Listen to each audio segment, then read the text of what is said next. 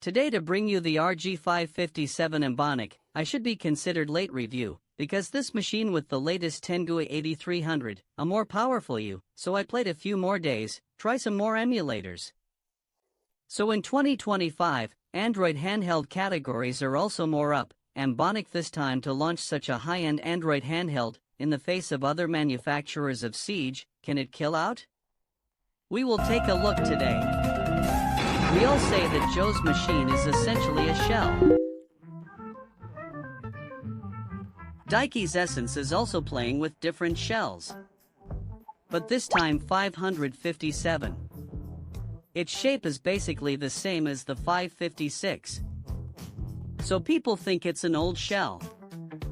In fact, because the joystick uses the latest anti-interference capacitive joystick. The front cover has been adjusted a bit. This cow horn grip shape. The feel is really good. But it's more or less like a cell phone with a grip. Some players may not be satisfied with its appearance.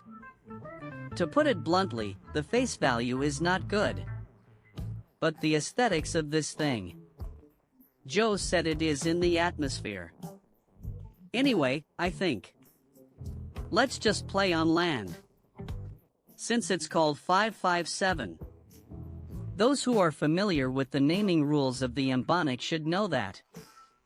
55 is a 5.5-inch screen. 16:9 OLED. The resolution is 1080p. The color of the screen is no problem. But the use of high-frequency PWM dimming. The screen flickers at low brightness. If this gives you a headache or discomfort, then go for the HCD screen. Anyway, nowadays in the machine. For OLED screen, look at the screen flicker. For LCD screen, look for light leakage. Take a look and wait more. I hope these manufacturers will do better. There will always be a screen that doesn't flash or leak. Crosskey conductive adhesive is soft. ABXY is slightly harder than the crosskeys. This is Joe's usual style. The function keys are harder than the crosskeys. The joystick is an anti-interference capacitive joystick. I can't say this joystick doesn't feel good, right? I'm not used to it anyway.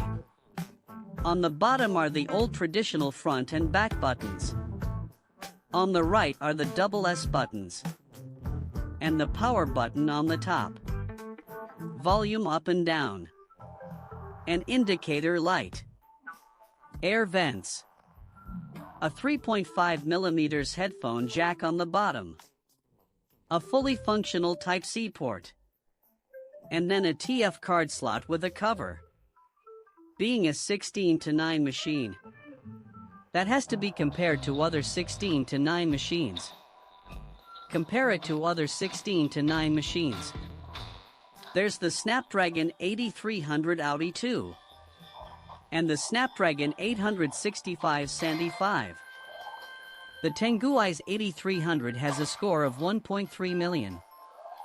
The Snapdragon 8300 is 1.6 million. Snapdragon 865 is 860,000 points.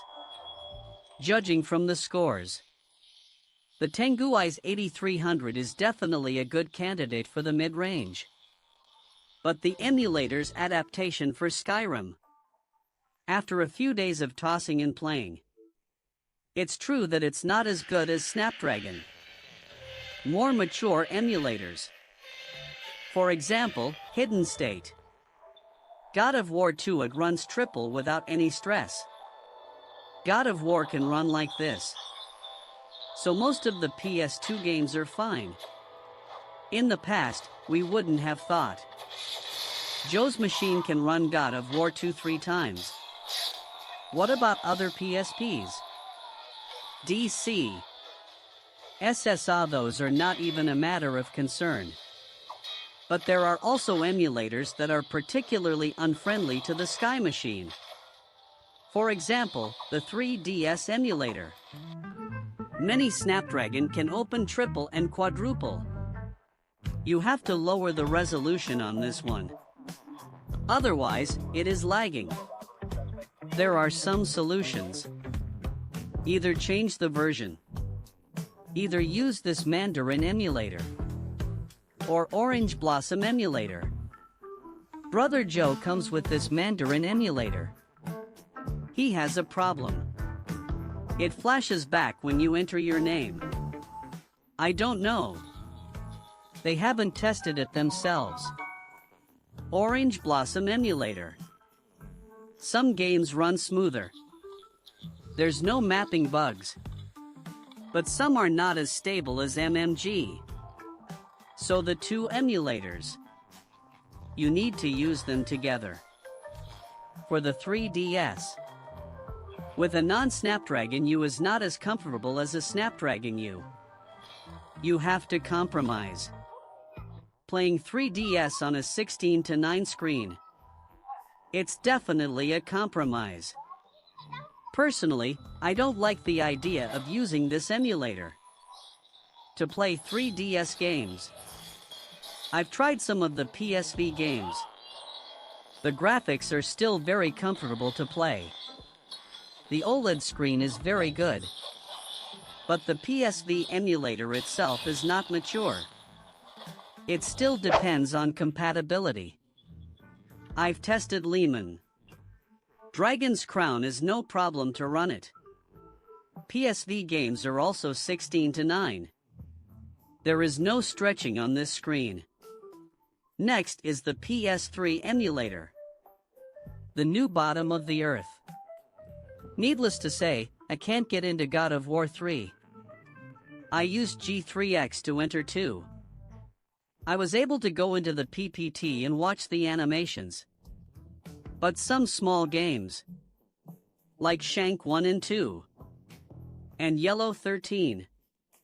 But the PS3 emulator is still in its infancy.